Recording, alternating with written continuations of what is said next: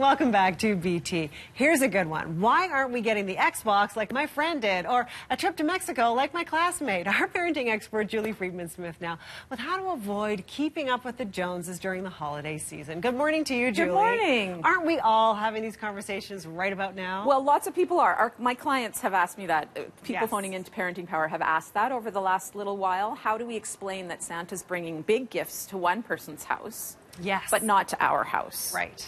When we both put it on our list, right? Both kids put it on their Yes. list. And that's a tricky question. Sure But it is. what we know at Parenting Power is that Santa only brings gifts to your house that are okay with mom and dad, that are okay with mom and dad's family values. Okay. And that's going to be different for every family. Right. So that's really a good way to talk about that. And that's something that we can talk about even with really little kids if they're wondering, and all the way up, is that Santa knows what's going to sit right with the parents in that house. So, and how as a parent, how do you want to have that conversation with your child? So how do you sort of remind them what the family values are and what that's going to look like? Right. So it really depends on the age. Okay. And for some kids, they may be oblivious to the whole thing and just super happy with what's happening in their home.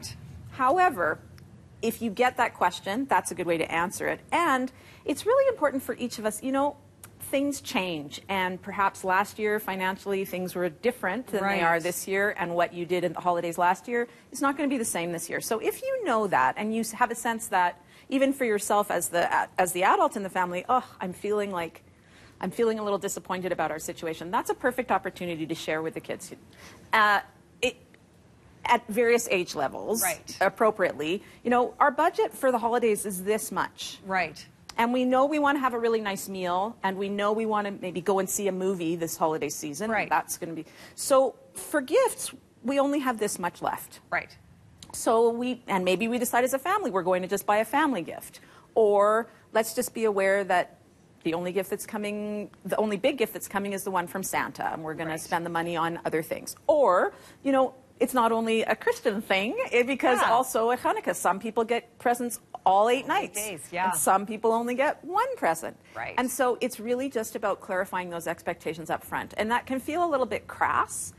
So you don't have to bring it all down to the bucks. Right. Although it's a great education opportunity. Sure it is. But just getting clear about what's going to happen and what the overall expectations are, because this time of year is not only about presents, even though marketing would have us believe that, right? So how are we going to spend time together? Are we going to be baking? How are we going to be taking things to our neighbors? How are we going to celebrate this holiday season? Right. Okay, that totally makes sense.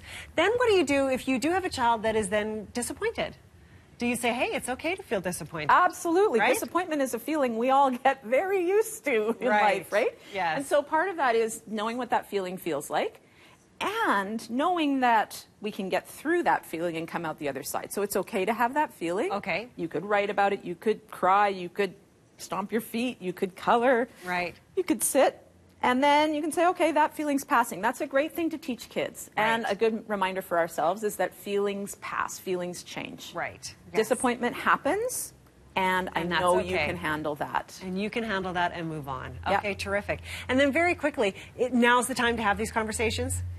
I think so. As soon as you get clear on what's going to happen, so you can let everybody know. Expectations, managing expectations is a huge part of day-to-day life, right? So if we can bring that clarity and invite our kids to suggest, you know, so how can we make this work? What's one way that we really all want to spend time together? Let's set aside some time for that right now. And do it right now. Then we can make sure that we're doing what's really important. Yeah, and having a great time in the holiday season. Yes. Terrific. Julie, thank you so much. Great advice. My pleasure. As always. Thank you.